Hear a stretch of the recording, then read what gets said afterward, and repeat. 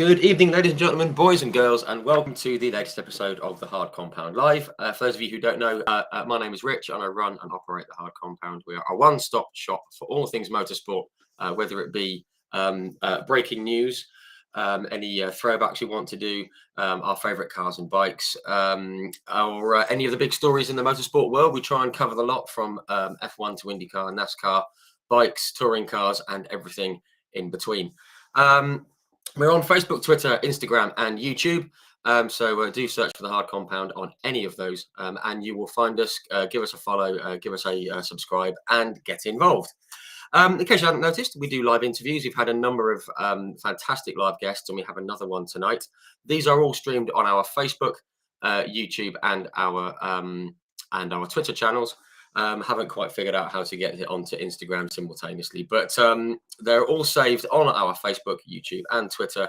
And we've had some fantastic guests from the world of two wheels, from the world of touring cars, both British and world, from F1, from IndyCar, sports cars, and some that have crossed over into all of those, including the likes of Mr. Mario Andretti, Mr. Jackie Ix, and the likes of Mr. David Brabham. We spoke with Stephanie Hansen, with Danny Sullivan, Ari Lardike, Mr. Willie T. Ribbs. We've spoken with Tom Coronel, Andy Prio, many terrific guests, and we have another one tonight. But we're going to have to go on very quickly because he's got a lunch date shortly after we're finished here. So we've got about an hour or so, so we're going to squeeze in as much as we can. He was one of my very favourite racing drivers, both in F1 and in the IndyCar series as a kid growing up. An amazing career. And a thoroughly lovely man. So we're going to bring him in right now. Please do join me in extending a very warm welcome to Mr. Roberto Guerrero. Hi, Rich, and thank you very much for all those your introduction. That's very nice. I appreciate it. Well, you're very welcome. It's all true. It's all true. As I said, I was a big fan of yours when I was young, and I'm sorry it's taken so long for us to make this happen. I think it's kind of my fault. We were looking at it back in May, I think, weren't we? And it didn't quite line up. But thank you very much for coming on and having a chat. I really do appreciate it. It's sure my pleasure. Thank you for being with it, Rich. No, it's absolutely no problem at all. I'm sort of very glad that you've been able to come on. It's obviously great to speak to you, and you're in somewhere much warmer than I am over there in California. So, so that's all good. If you do just want to turn my attention to the comments section over here on the right-hand side. If you see me glancing over, I'm not tuning out, but I'm just checking all the comments. If you've got any questions or comments for Roberto, we will work them in as best we can. But as I said, we've got about an hour to get through one heck of a career. So we're just going to get into it, really. Obviously, you're a native of South America, down in Colombia. Where did your love of motorsport come from?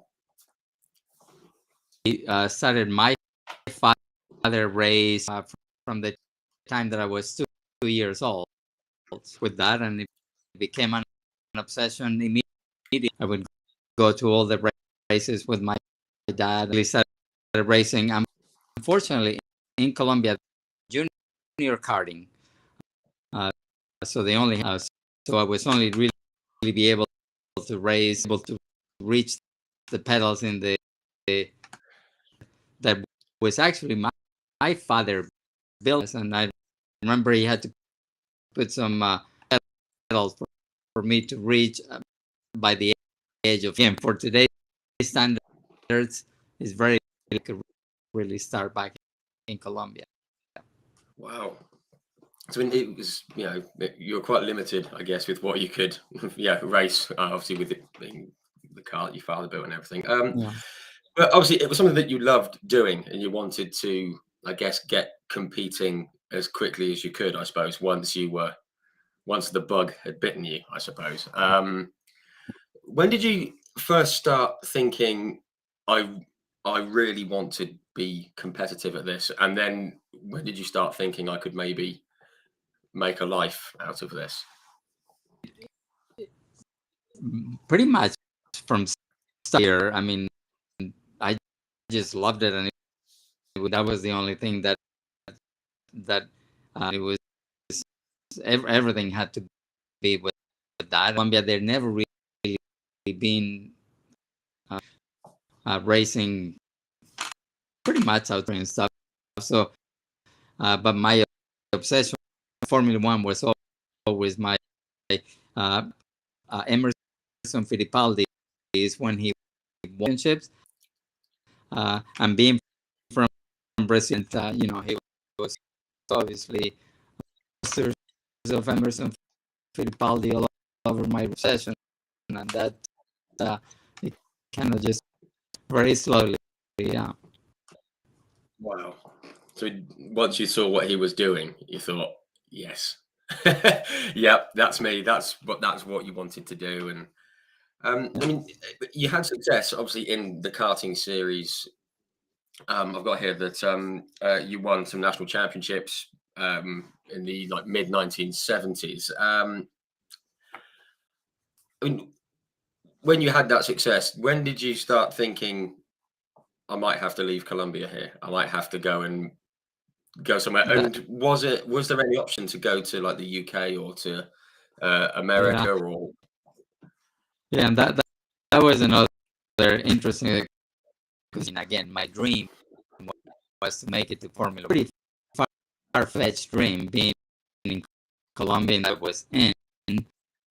But when I raced karting in high school, here in the U school, and then after it was, I mean, I just went whichever way I could, because I mean, where the majority of Formula One teams, I believe, still, and so I had to get to the youth, and funny enough, with my father very badly to go in Colombia, and I never he was so into that, but I thought when I finished high school to let me go to learn English. So I actually in New York with my father, an old friend of his from Argentina, and so that's where I took and whatever for 5 months, and I started learning my English. As I said, when I finished the time, well, Dad, if then you let me stay here in the States, it's going much better than Colombia and so on. And okay, you can stay into school. And then as soon as he said that, I said, well, let me stay in the States.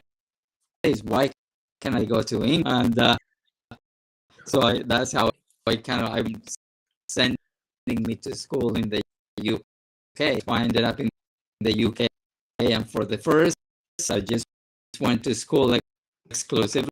It's a little town called Brums, and I went there and engineering school, and so even though I spent 5 months learning in New York, every time I would go to school during the day, and when I would come home, I was my dad's friend all the time. So learn was very basic. So I enrolled myself in UK with a small amount of English, and I remember when I would write one or two words that what the heck they were talking about, and yeah, my little dorm. What the hell am I doing here? I could be instead of being in England, surfing anything, and and within 6 months or so, you have to your English improves and you get better from then on. But that was that's how I got. Wow! So you learn English and you're just trying to build it as you came across. I did, yeah. Just a few people have said the sound's a bit jumpy, but we'll try and work on that. Sorry, folks, but it's okay. We're all good. But yeah, so you've come across to the UK and you're kind of getting to grips with the language and everything. But you've gone, excuse me, you came over to the Jim Russell School, which is obviously so well known. I mean, going from karts to Formula Ford in a different country, and obviously it's obviously quite a big jump, for you, I guess. But I mean, being from the gym helps getting into Formula One. Formula One into Formula Ford and moving up that ladder. Um, I spoke recently with a guy called Kenny Atchison, who I'm sure you're very familiar with, and he says to say hello and pass on his best wishes. He said he thoroughly enjoyed racing against you. Sorry. In fact, it was that British Formula 3 year where Atchison and my son and myself, Stefan and Kenny and I were 2 for second, 2 points behind Stefan. Great year, yes. Wow, fantastic. I mean, when I mentioned that he was that you were going to come on, he said, "Oh, I love Roberto. Do say hi and send him my best wishes." And yeah, he said he'll try and get in touch with you. So, but I think a lot of people do remember your time merging from Formula Ford into F3, your battles with Kenny and with Mike Thackwell as well. Just some fantastic racing in British F3. Was that your first time you'd driven a car with wings and aerodynamics and all that kind of thing? From the Jim Rowe, I did a full year. Did Formula 4 championships. So that is when I moved to Formula 3. So the Formula 4s in the U, they have the treaded tires, and but that was the best. Racing the British Formula is crazy.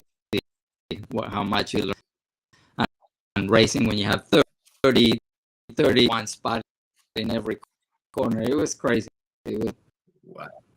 Wow. And it hasn't really changed, to be honest. It's still kind of crazy. But it's great that you've got such fond memories of it. I've just got here. You had a fairly solid first season. You returned again in the second season, which I've got here was 1980. And you took your first 2 wins over at Thruxton, which is about an hour just that way from here. Obviously, I was just wondering what your memories of Thruxton were and of those wins, because it's a fantastic circuit. Yeah, before we went on the air, Rich, I mean, seemed to have been, and it wasn't, I very much like Thruxton, but it just every single I won the 4 race in Thruxton, my Thruxton and my first Formula 2 racing, whatever car I raced in Thruxton, for some reason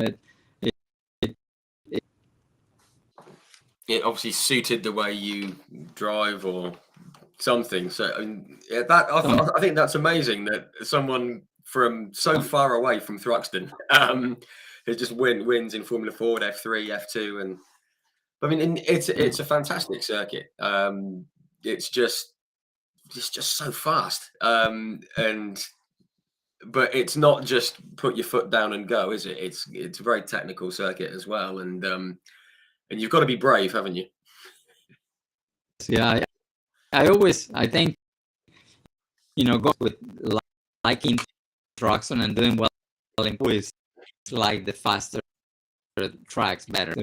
They always seem to suit my style. And I believe I was able to ovals in the States. Are very fast.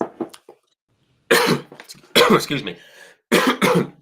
That's the thing, though. I mean, I was going to come on to that. I mean, obviously, your love of like going fast and being brave around Thruxton. Obviously, that translated well to the IndyCar days a bit later on, especially around Indianapolis and places like. You mentioned that you went. So you had those wins in F3, and you went into the European series as well, and did a few races in Europe. But then I've got 81. You moved into F2 with like Maurer Motorsport.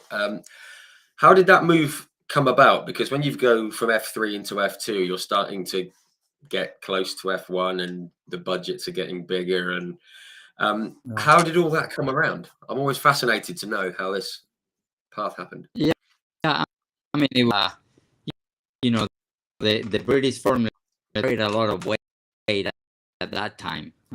The Formula 1 driver jumped straight from Formula 3 into Formula 1 and so on. So the fact that I was on a lot of polls and we almost won the champ, people started noting that, I believe, and one of them was the owner of the Maurer team, and asked me if to drive for them, which was obvious. It's funny enough that Maurer, and I don't know if you get, but that to me that was the most beautiful. It was Gustav Brun, that Gustav became for many years from Austria. Is who designed the Maurer, and the most beautiful cars. So that was pretty awesome, being able to drive Formula 2, and it was all the race tracks basically, and I had AL teammate, so we had a great racing together. Yeah. No, that's fantastic, and it's nice that someone, a name like Gustav Brun, who's gone on to do design so many cars and everything, and wow, I mean, what a great way to step up the ladder, with him and the team and everything. Amazing, and we said that again you won at Thruxton, obviously.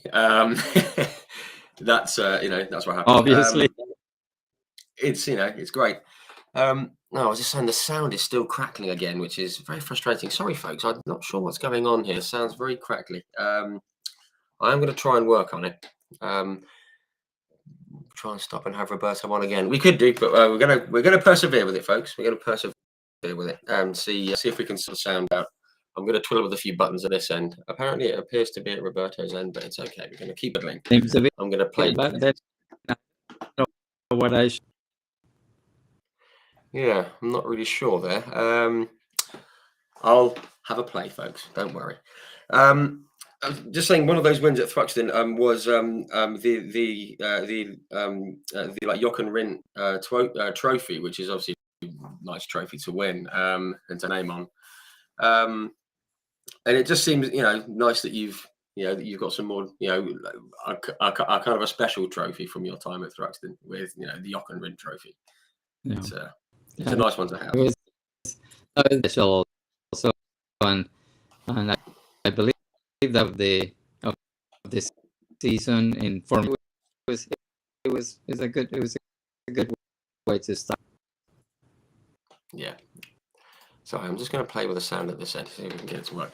No, that's lovely. Very quickly, you raced around the lake in was it Sicily at Anapergusa?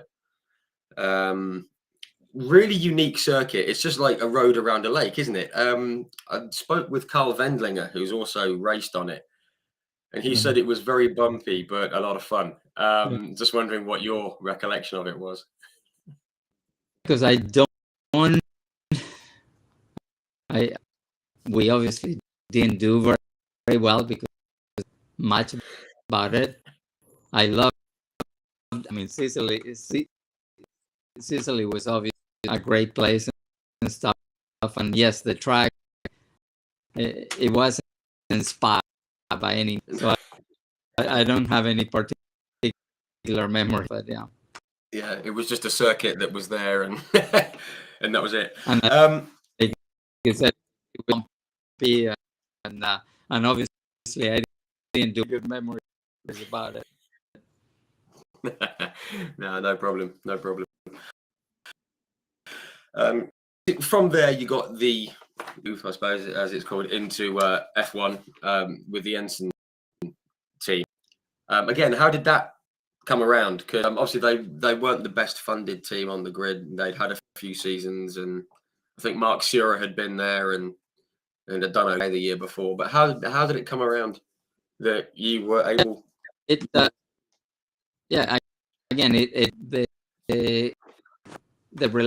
relationship started from the British Formula 3. I started with a gentleman here from the US that then signed, and he I believe is in the Formula 3. If I would have interest and whatever, and obviously my dream was to make it into Formula 1. It's pretty crazy that they're interested in me driving for them. Cool, and we kind of stayed together. And after the Formula 2 season, it got a little bit more serious. And as you always look at your career, Billy Maurer, he really wanted me to do with them. Going back, I think I said, well, instead, I think I would have been better doing a second year, and maybe had a chance of winning races and being more competitive, since I knew one. But the temptation of just was too much for me. And again, if I had been able to do another and done better, I think one may have opened. So it's one as would have, but obviously I didn't. I just want to really, no regrets. That's just that's how we started. Obviously, that's the best way to be. When an opportunity comes up, you take it. You don't know if anything better is going to come along, or if it might be your only shot. And it's just great that and I guess you didn't have to think too long when they went to F1. Yes, but you had a bit of an issue before the first race, though, didn't you? Was it? I forget where that first race was. Was it in South Africa? Was it the guy from the F2 team went? You can't race or something. Yeah, it wasn't. Never know exactly what happened, but it was. If you remember, it was that's when they had all the Formula 1, the FIA, they won the drivers, the team, and the Niki Laudas and all the Nelson Piquet was going to be my first Formula 1 I wanted was to get into politics and whatever. Like Niki Lauda putting his army heroes growing up, having on me and said, Roberto, come on, we need to stay with us, and blah, blah, blah, blah, blah. A 22-year-old to somebody like that. I let myself get enrolled into the whole in that hotel ballroom. I mean, that was the craziest thing. I remember them telling me, and I remember telling me straight to my face. It says, I said, I had a lot of the sponsors were coming to you guys. If instead of being there practicing and qualifying. Nice room with you guys here doing nothing. If anything happens to anybody, nobody will. Don't worry about it. This is all. We're well as it happens. That all their political problems, whatever. We go back to the cars. I go back to it, and everything is packed up. Morris Nunn, he was the owner of the. Morris, what the heck? What's going on? He says, Roberto, you were for practice. You already broke the home. And I said, what? You're kidding me? More explain this to the sponsors and so on. Running. And Jill Villeneuve was driving for Ferrari and looking for Jill Villeneuve. Hey, Jim is packing out. Remember what you told me that if there was nobody would drive? You guys are all getting ready to.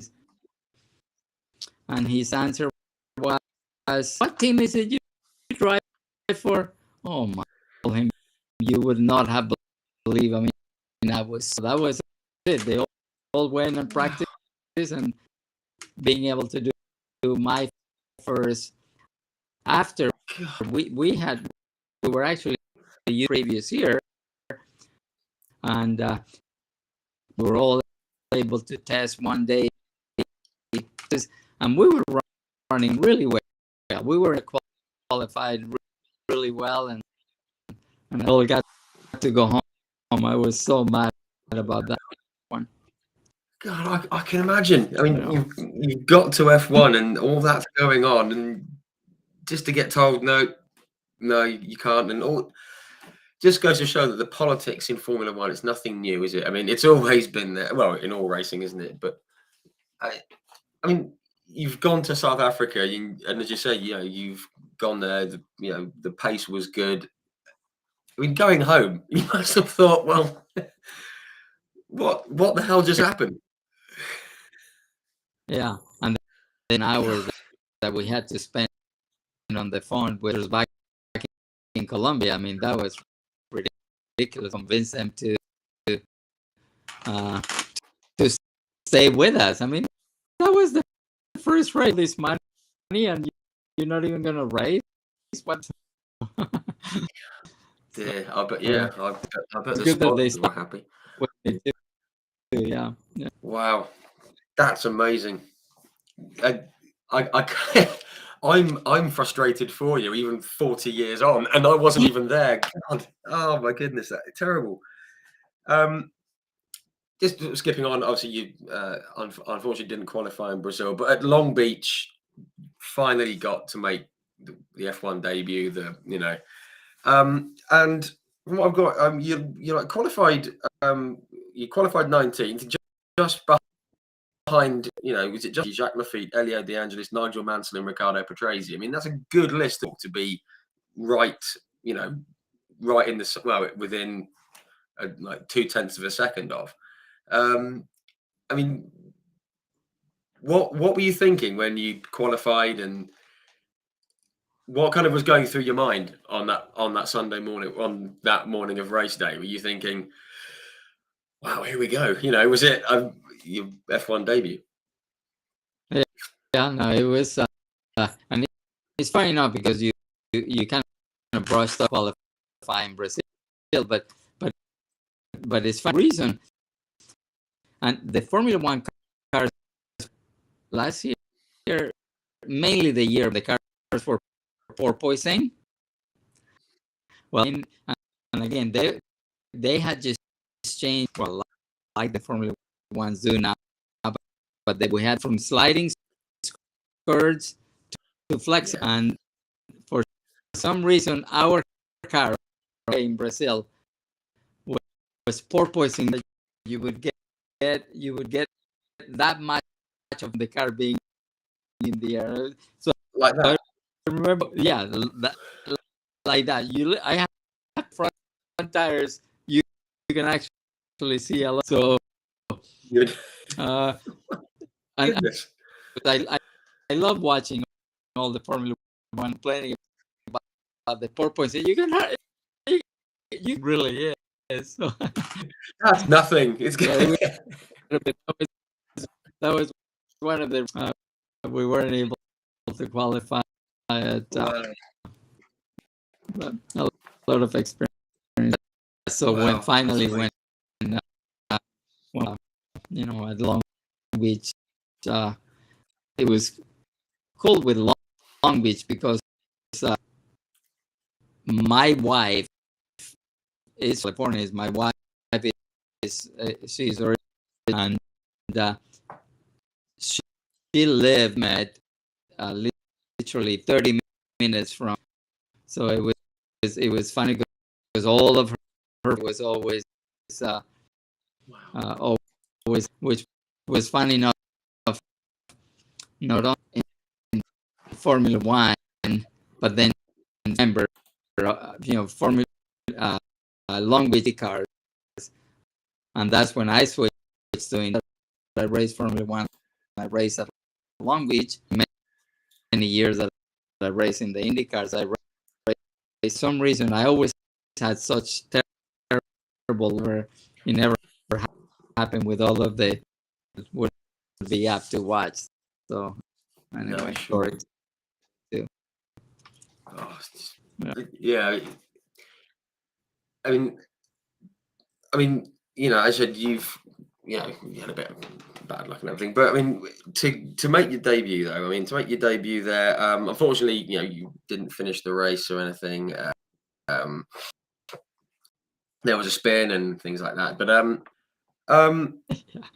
throughout the season, I mean, I'm fast forward here. I don't really want to, but but I mean, you had a few retirements, a few races where you didn't qualify, and there were some tire issues, wasn't there, where you had to the tire suppliers. There was more politics and all the other nonsense that was going on. I imagine you were probably enjoying the fact that you were in F1, but it must have been incredibly frustrating that all this other, pardon my French, crap was going on. What was that first year like as a whole? Because again, there was so much going on, wasn't there? Yeah, and again, it was, it was pretty awesome to be racing in Formula One, but again, we were, the team was very, very on. And remember, we were the top teams at the know and whatever, and I mean, if you badges that they had compared with ours, it was that crazy. We would go with one car and one at the time. You may remember. Right. I mean, because there everybody has spare cars, and so we didn't have the budget for them. We just sprayed that together because otherwise we would have to go. It was You just kind of competing against in Formula One, so it was. There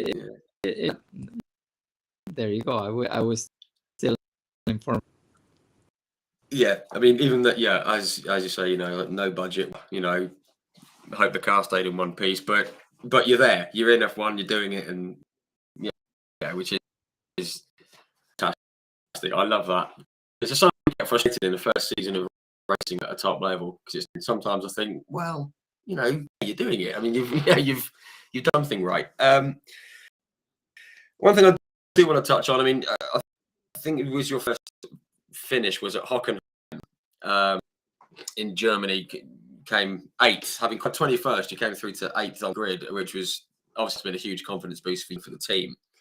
But it was a difficult weekend for F1, wasn't it? Because of what had happened, the crash with Didier Pironi, and I mean, was it a hard weekend in the paddock after obviously like Didier really smashed himself up, didn't he? And it was in the wet. I mean, how difficult was it? Did you go out in the wet that Didier crashed in? And... To be honest with you, remember, I don't remember the specifics and whatever. And but with racing is that you into your own thing. into making it work, whatever that secondary, So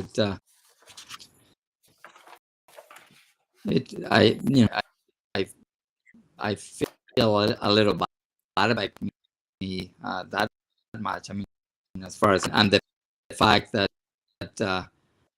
race also is that unfortunately our car we just finished that one of the best, like you said, we hadn't qualified that, but we just finished, and that was it. And all the mechanical problems.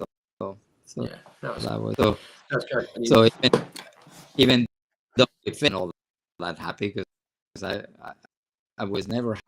So the fact that we finished, but we finished safe.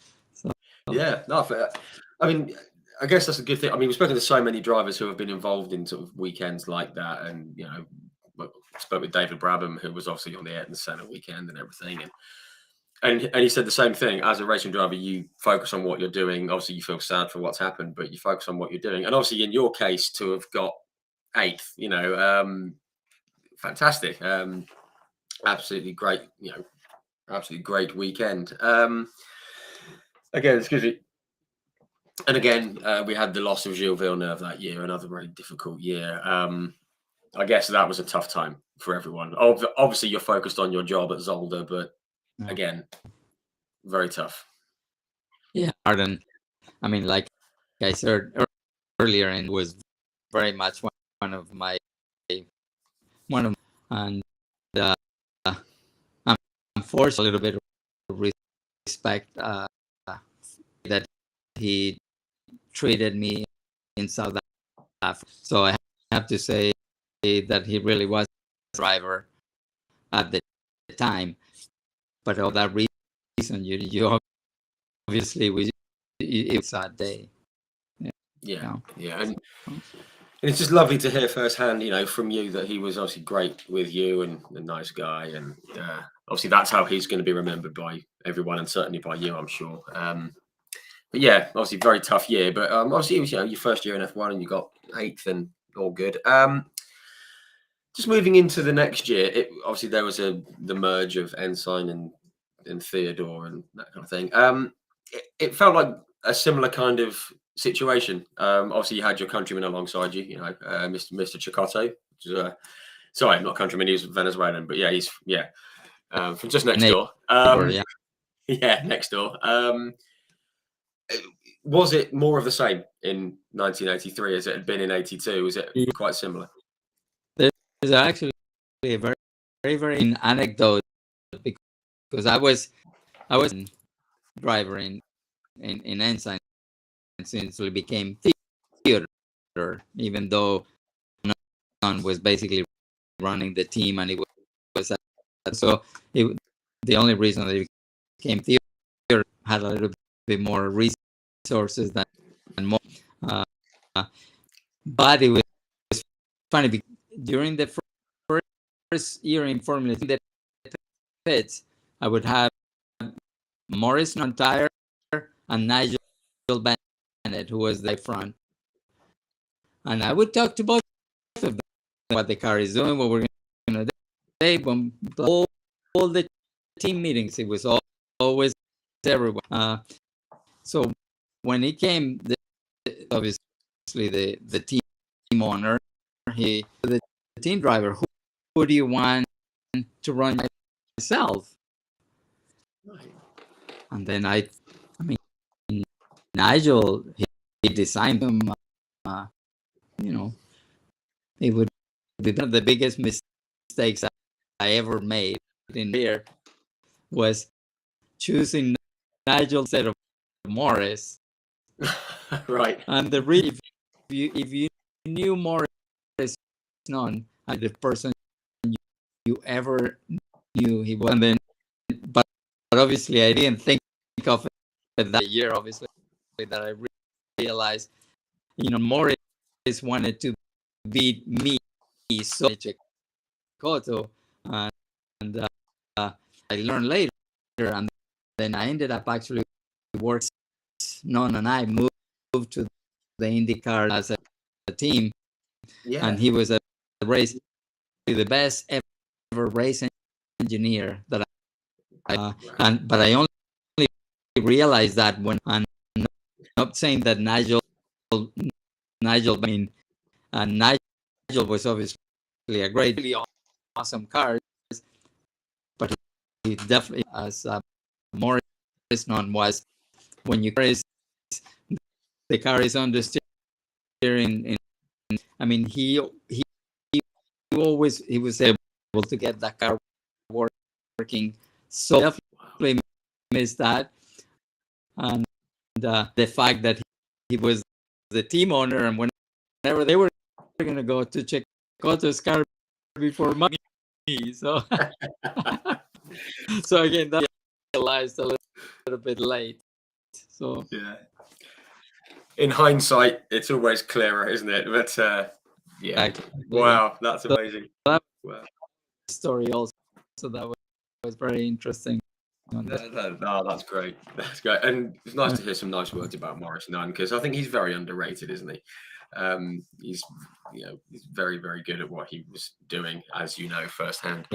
So, and again, just going forward, I mean, did you want to stay in F1? Was that the plan, or was it just or did the IndyCar just come up at the right time and it felt like the right thing to go for?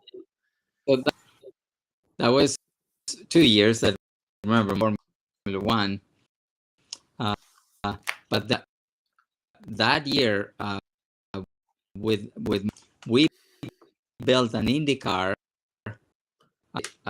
for the team Cotter race, and the IndyCar was based on our, and obviously with the different regulations, and that Tom Sneva was for the team for the big Nautic for a big time, and first, in fact, I tested that for IndyCar at Elkhorn, Road America here, and I really liked it. But then they took it over to Indianapolis. Tom Sneva, I think he did 10 laps. He hated it. He didn't want anything to do. So they never actually really wanted. He said, "No, that car is terrible." One of the things that after talking to was, it seems we had roll bars for Formula One. A place like Indianapolis, that the speeds are so high, roll bars had to be so much stronger. I think that was probably the main. I think this lady says, I think if they had put roll bars on that car, it probably would have been quite good. But Neva, I mean, I think in Indianapolis the speeds are so high, and if you oversteers, and in Indianapolis, I mean, it's scary. And obviously is everything has to be with the confidence. You turn the steering wheel, you think you're getting the wall, and it's not a very good feeling. That's why that car kind of never my point back. That's what the association, and at the end of the year, when one of the Theodore team down the big Nordic Cutter racing. Sorry. That's okay. Sorry about that. That's right.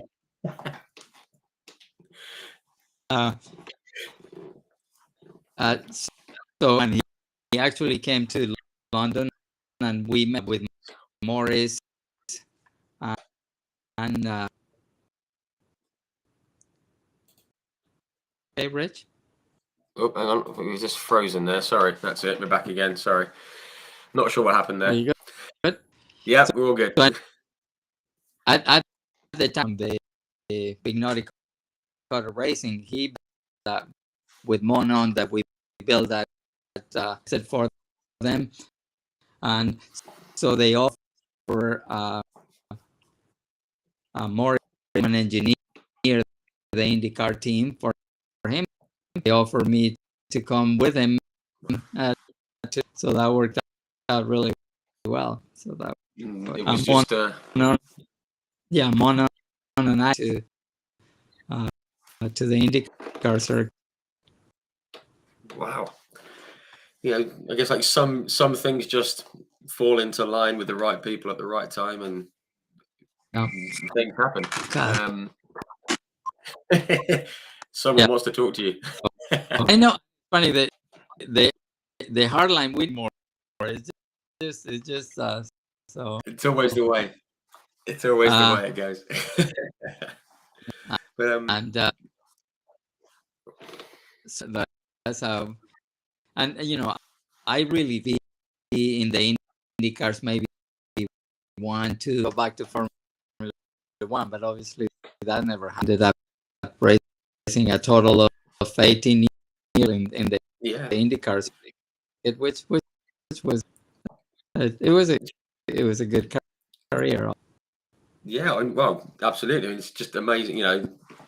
What started as maybe a short-term thing ended up being an 18-year thing. And there's obviously so much we can go into, but I'm just very aware of the time. I'm very aware you've got a family lunch coming up. But I mean, so please don't think I'm just skipping over things. I'm not. I'm just trying to pick things up. But I mean, your first, you had like your first couple of races. You finish at 26th, 28th. I guess just getting used to the car and circuits and stuff. But your third IndyCar race ever was it was at a place where you always seem to run pretty well, the Indy 500. For your third IndyCar race, it's not bad, is it? I mean, I was lucky enough to go to the Indy 500 last year, finally, for the first time. I've been wanting to go for years. And as a fan, it's incredible, especially the first time. You can't describe how incredible it is. But for a driver, in your third IndyCar race, I mean, what was it like going to the Indy 500 the whole month and the qualifying? And I mean, wow, amazing. Yeah, but it was very, very lucky. It was a very experienced team. In fact, they won the 500 the year before. Here was 84, and Tom Sneva team in 1983. So a very experienced team. And the way the race they used to, you had to spend like 3 days. They only let the rookies, and we were the new drivers were running speed limits on you. You can only go 100 maximum and whatever. So they build the speed up very, very progressively. Do it that way. By the time you've been so progressive that you don't really know a really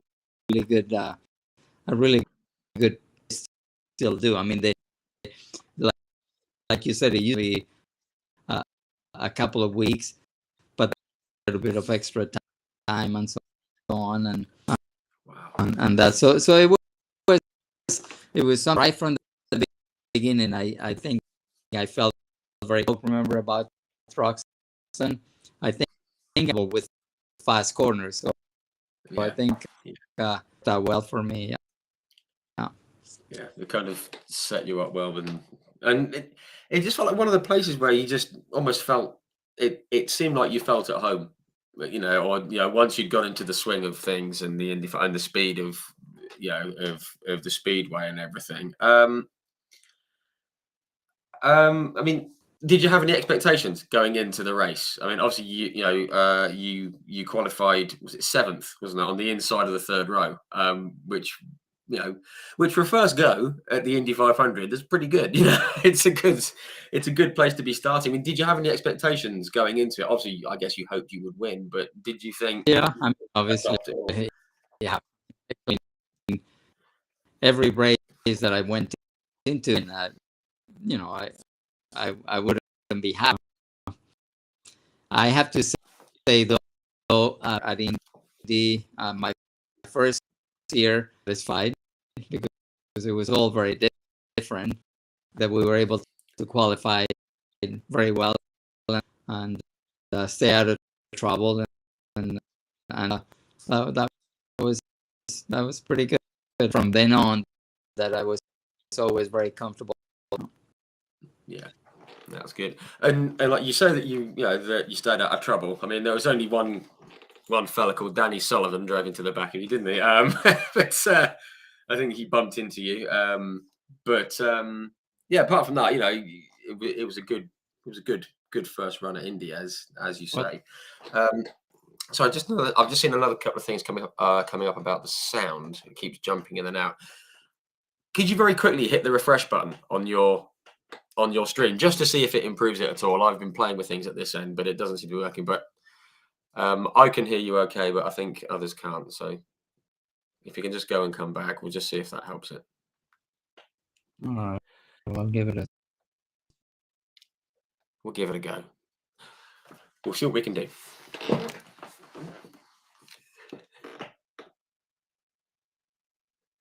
Oh, that's muted now.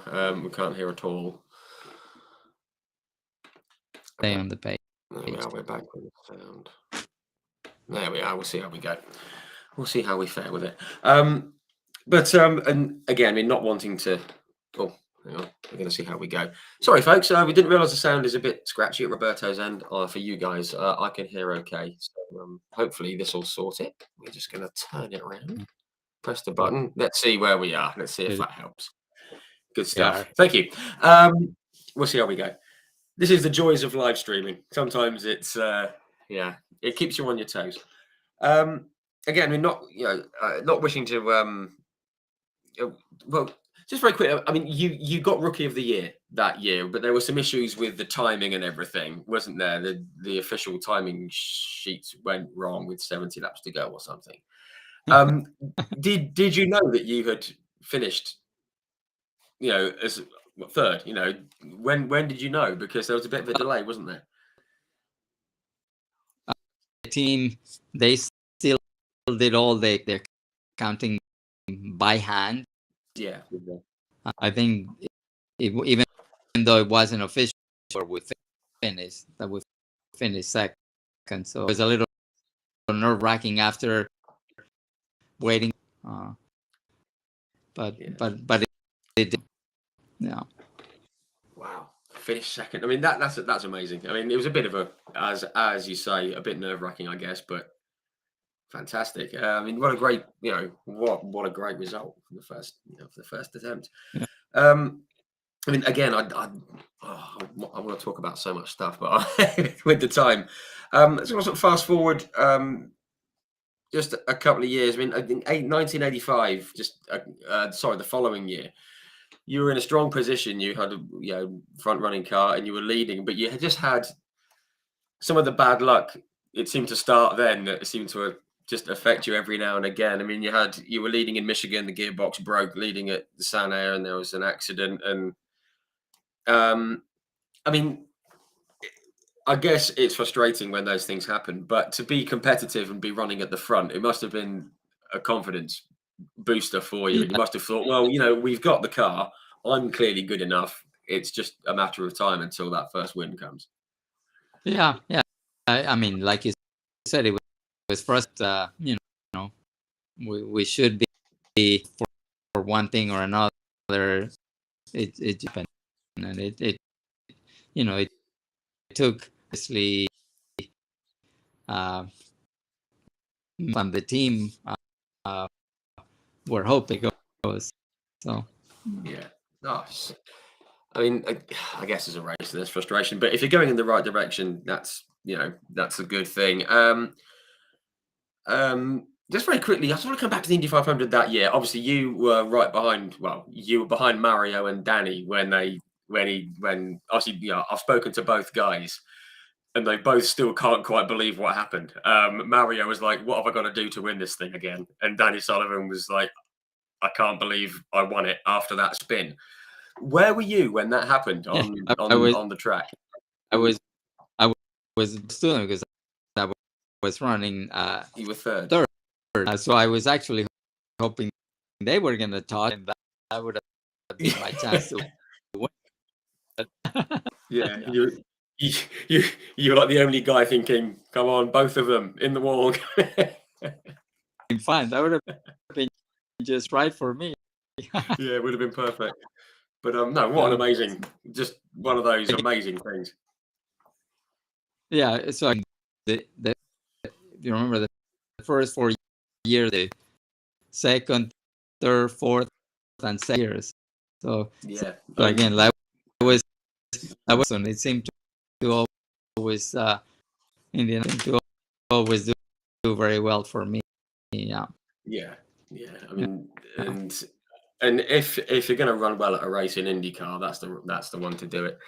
Just want to touch very quickly the first win that you did get, and you because there was an issue in qualifying. You were excluded for some reason, and you started last.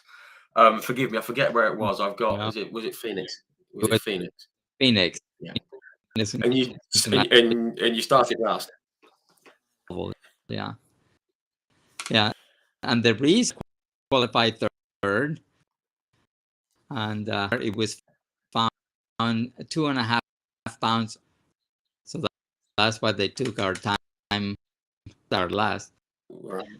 So And I remember that's when we on be the engineer, and Vince Granatelli was the team owner. So he said, "Guys, after start last, and I mean, then is hang in there and see." And it's funny enough. I mean, within the first believe how good that car was. I could the inside. I mean, I was just going through the field when we had the first yellow stop, which 7 laps or something. Yeah.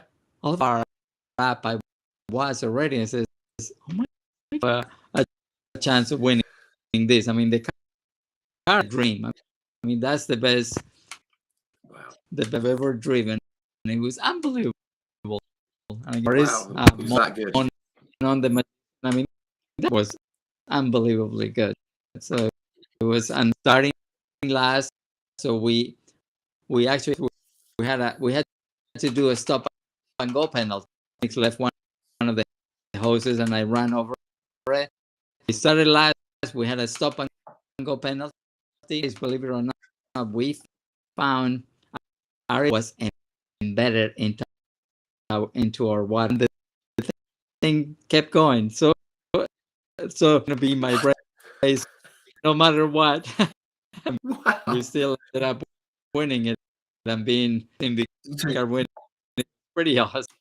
That was, Wow. I mean, so like that race threw everything at you, and you went from first IndyCar race, from last to first, with other people's bits of car in yours. Oh my goodness, that's fantastic, absolutely amazing.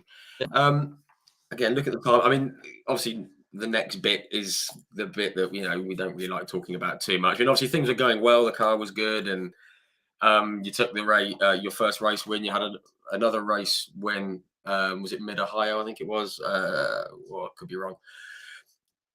But then then things didn't go quite so well. I mean, you had the accident in testing at Indianapolis. Obviously, I'm going to assume there's no memory of the incident itself because of what happened. But obviously, it was very severe. The wheel hit you, and there was the skull fracture and swelling on the brain. And it was amazing the treatment you got, though, wasn't it? Because it was not tested, not fully tested, but it basically saved your life, didn't it? Yes, absolutely. And it was, we went, I mean, we had just won the race. Things were looking that I think we had a really good that year, the way things were running and they left and whatever. And so the very top to the bottom, I couldn't be a big It was the ultimate contrast.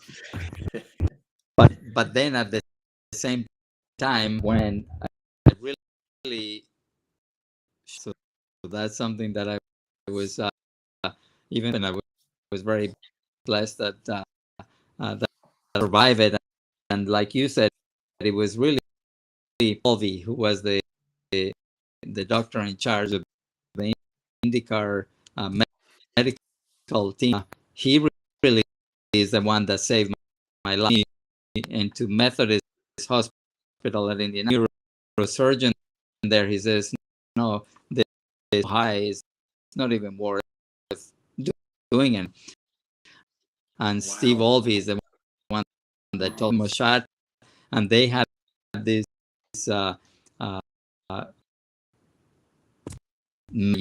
used, and it's funny because then my wife is, I said, well, so what is your, as well try the, yeah, just do what you can do, yeah.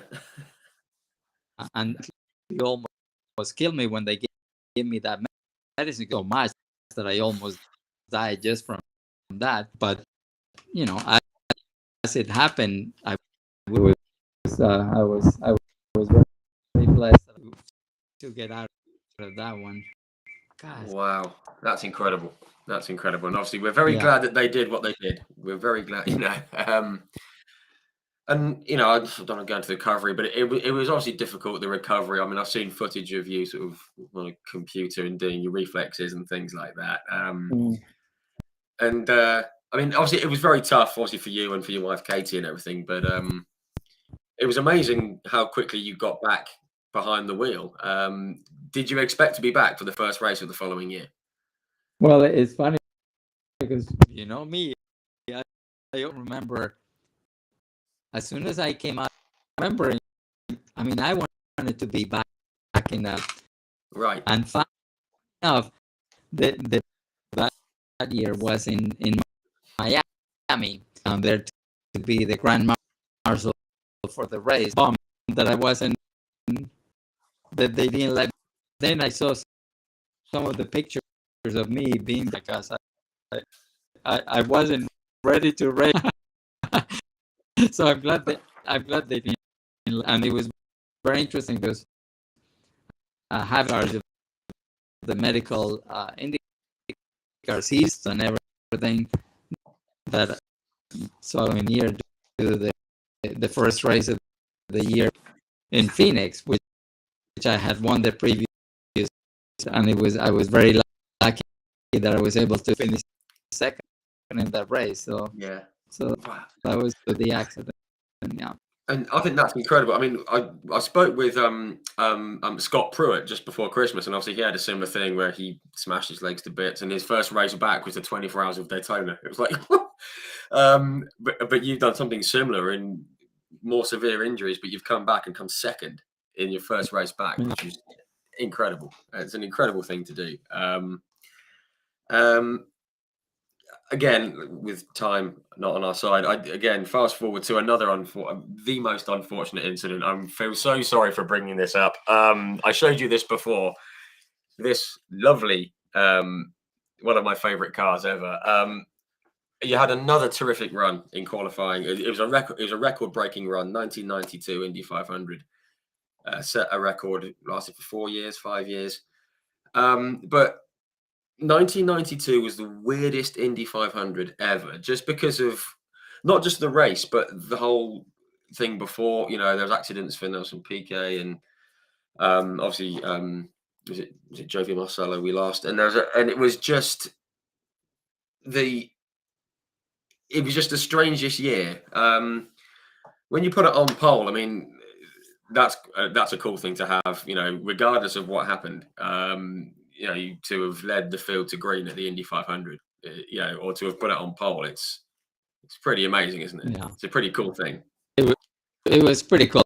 I mean, obviously, that was we had been working with a designer for Lola at the time, and so a race engineer, and he was the oldest support we had. Buick engine at the time, so. And working with that car all the way in Monaco. And that was another one that car was so good that a grandmother would have been able to put that car on the and they already says, yeah, but your grandmother was really fast. I think so. Wow. You know, but you know, a little bit of credit on that, because I mean, you have to be able to get the car to be that good. Relationship between John tracking so well that it was just it was that I think times for the Indy 500 is one ever.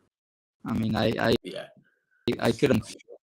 And the other ones that you qualify 20, that's when you're really scared and put, oh, poor Roberto didn't do for 20, and that's when I earned my money. So yeah, that was the one. Yeah, the way it goes when the car is good, the car is not. It's very, very scary. Yeah, I'm sure. Yeah. I'm sure you've been asked about this 1,000 times, and I'm going to make it 1,001. I'm so sorry. But what happened on the warm up? I mean, obviously, I remember watching it, and I had Paul Page on last year, and he said, he was like, "Oh," he was like, "What's happened?" I mean, they said there's a car in the wall, and they realized it was you, and they thought, "Well, what?" So what actually happened? Was it just getting heat in the tires, or?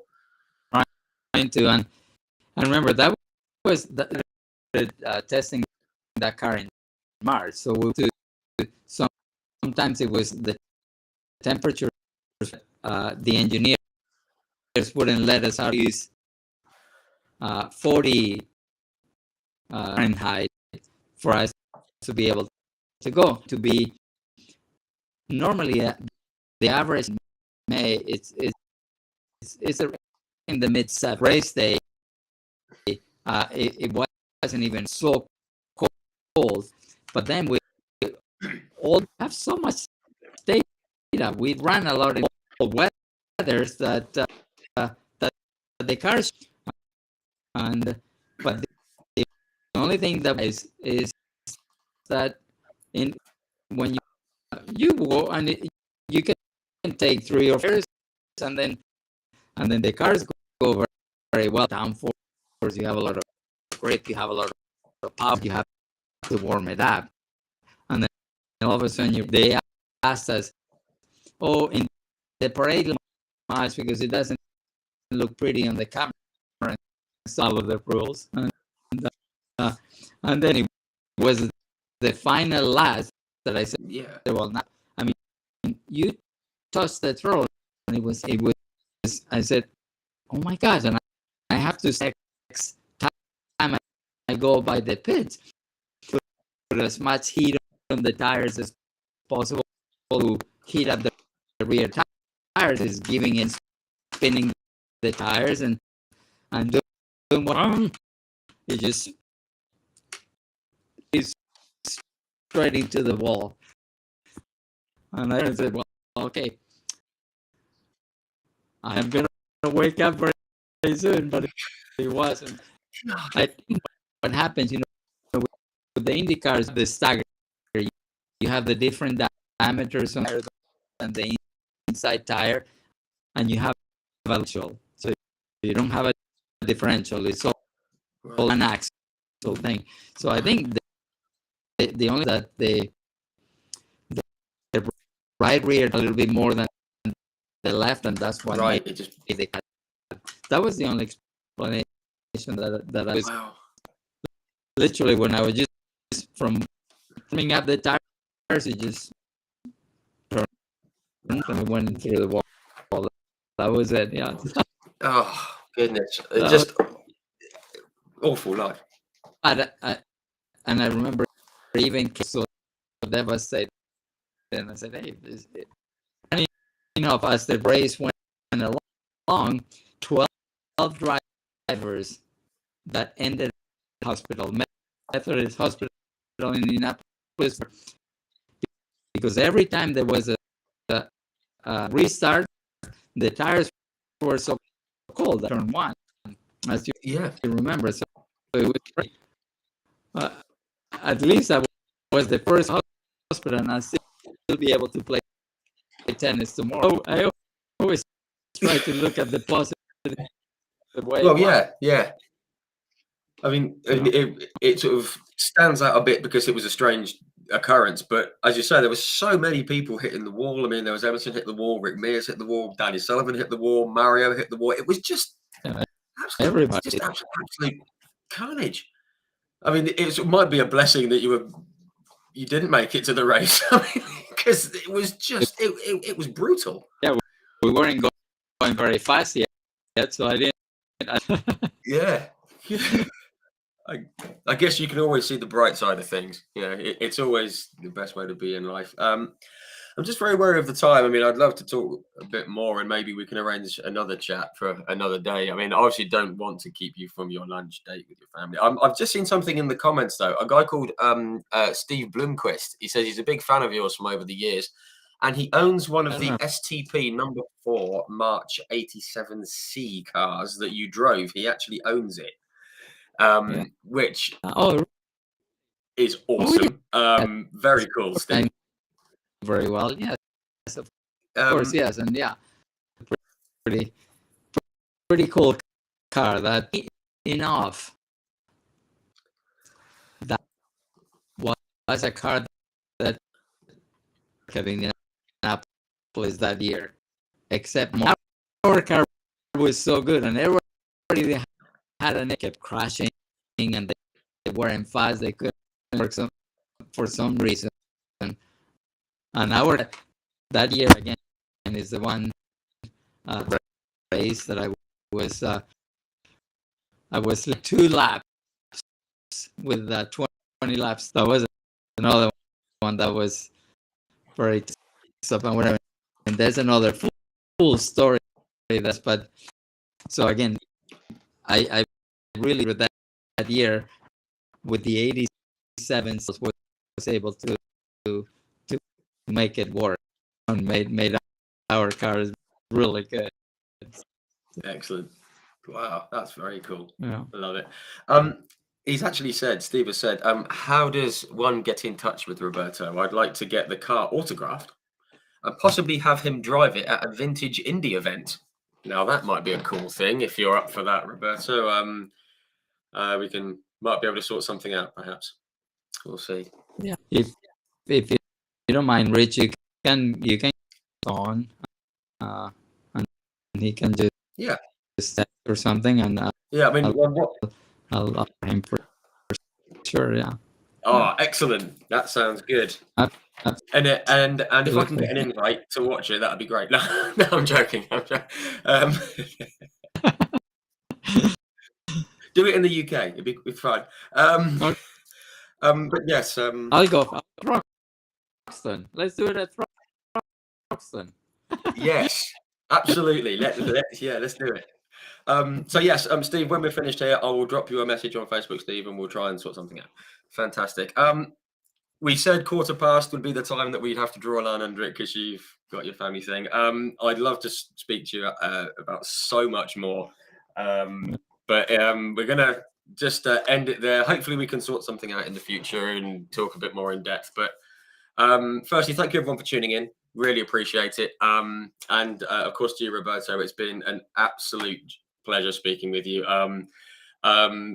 Little 8-9-year-old me is very excited to have been speaking with you. So thank you very much for coming on and having a chat. It's been great.